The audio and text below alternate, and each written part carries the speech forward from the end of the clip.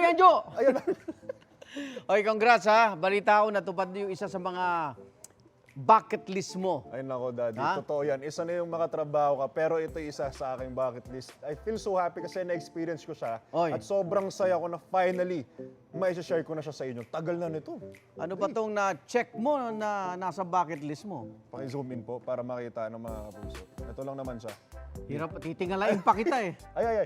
Ayan, tapat mo. Ayan. Basta- Ano ba yan?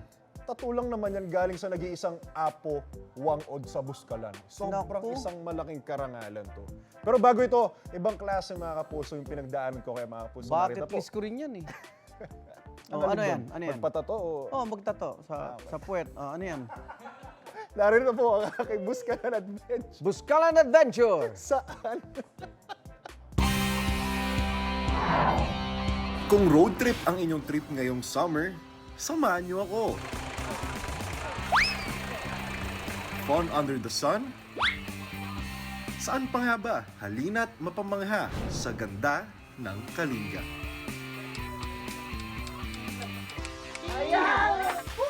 Medyo mainit dito sa Metro Manila kaya naman magpapalamig muna ako dito.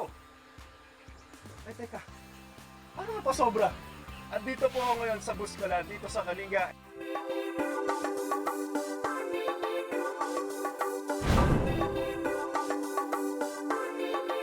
Kaya naman samahan niyo ako. Let's go! Higit kalahating araw na biyahe. Tagtag sa biyahe pero hindi nyo ako matitinag. Kararating pa lang namin dito pero sinubukan na agad kami ng tadhana. Kasi na mga kapuso, nag-cover yung service natin kanina. Kaya ngayon naman, dahil sobrang bait ng mga taga-Buskalan, nag-offer sila sa atin ng libreng sakay at libreng agad sa hotel na dapat pagsasaya natin kanina umaga. Kaya, thumbs up po sa inyo.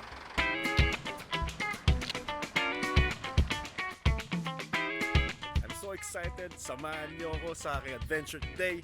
Let's go!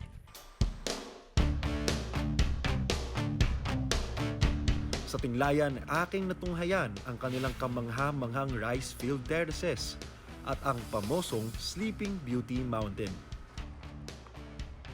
Nandito ngayon sa viewing deck ng tinatawag nilang Sleeping Beauty Mountain. Ito po yung meet-up place ni Chinayaw at ni Finsay na ang isang sabi ay namatay po dahil sa tribal conflicts. At naghihintay pa rin po si Chinayaw. Sa ganda nito, sino ba naman ang hindi mapapamahal sa Buskalan? Kaya naman dahil napamahal na nga ako, lahat ay susuungin. Kahit bundok ay tatiwirin. Dahil ang highlight ng Kalinga exploration ko, makilala si Apo Wang-od. Mga puso, ganito magiging itsura nyo kapag direct nyo paakyat kay Apo Wang-od. May nalayo pa ba to? Grabe na.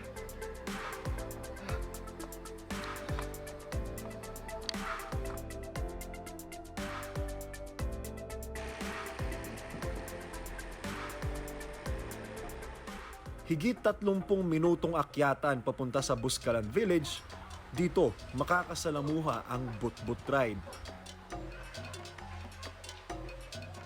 Kilala sila sa kanilang tradisyon na pagpapatato gamit ang tinik ng pomelo at uling bilang ink.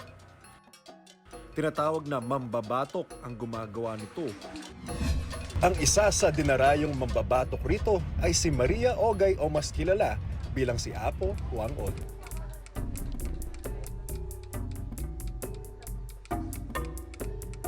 First time po for the signature tattoo. I just hear from Apo, from my friends, and come here to get this amazing experience. Sa naranasan naming pagod, sa hirap na ilamot, sayang kailan masulit. My husband's name. Serpent Eagle. Sa haba ng pila para magpatato kay Apo Wang-od, isang karangalan para sa unang hirit na maka one-on-one siya. Bakit po ninyo napili itong pagbabato? sijangan tan sikay tapos usan awas na yuki sa awas na ingkay na. Naisip niyo po ba na darating sa ganitong punto na halos lahat ng tao gustong magpatattoo sa inyo? Kayo ta kayo wali ali siya. Siya. Apo, ito po yung aking biniling pinito. Apo, Habang malakas pa siya. pwede bang tatuan mo ako dito? Ba't ang maroon? Dito? Okay lang? Sige. Kinikilig. Aroy! Ayaw niya eh. Ayaw mo may buhok? O, dito na lang. Ha? Masakit dito. Hindi masakit kaya.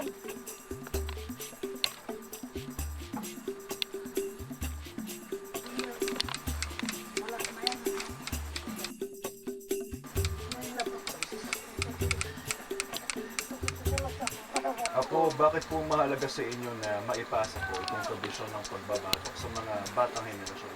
Itabi duwatan kayo important na hato. Bakit po 3 dots ang lagi yun yung tinatato mo? Sinang na sabi ito Chris Aliang. Okay na po. Salamat po. Sila eh. Sana na nakisang. Siya daw yung kiss mo. Ako kay Kiss. Babae daw siya, babae.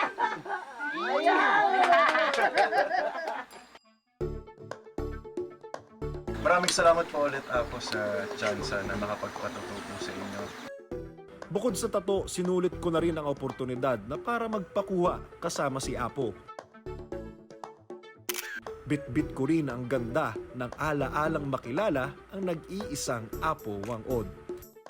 Sobrang sarap sa pakiramdam habang tinatatuan niya ako kanina na na-experience ko yung isang makasaysayang tao na tinetreasure nating mga Pilipino nang makaharap ko siya, nang makausap ko siya, nang malambing ng isang Apo Wang-od. Sobrang laking fulfillment. Isa to sa aking proud moments bilang isang Pilipino. Para tuluyan ring namnamin ang lugar, sinubukan ko na ang kanilang improvised cable car pabalik. Ito po yung tram na tinatawag ng mga lokal dito. Kadalasan ginagamit po ito panghatid ng mga kagamitang construction. Pero ngayon, sika nga nila, pwede rin naman siya pang tao, pero pang matatapang na tao lang. Kaya ngayong araw, magiging isa tayo sa mga matatapang na tao para tumawid.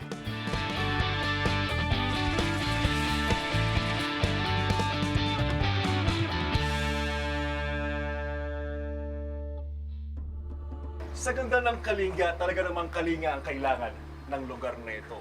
Mayaman sa ganda ng tanawin na sumasalamin sa ganda ng kultura at kulay nito. Kaya naman mga kapuso, mula dito sa Buskalan, dito sa Kalinga, ako po si Anjo Pertera. Tiyak, sa Kulang Summer.